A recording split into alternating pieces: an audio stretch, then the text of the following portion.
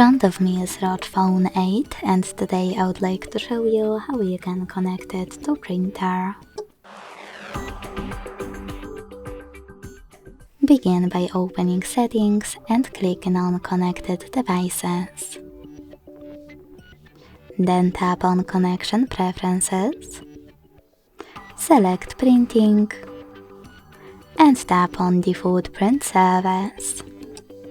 Then wait. Your device is looking for a printer. When it finds one, it will connect to it.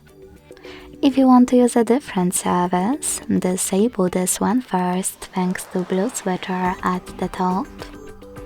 Go back, tap on Add Service and install the best one for you. If you don't want to download any of them, just click on the search bar and type in wherever you want to. Then download your service, and when it's ready, go back to the same settings.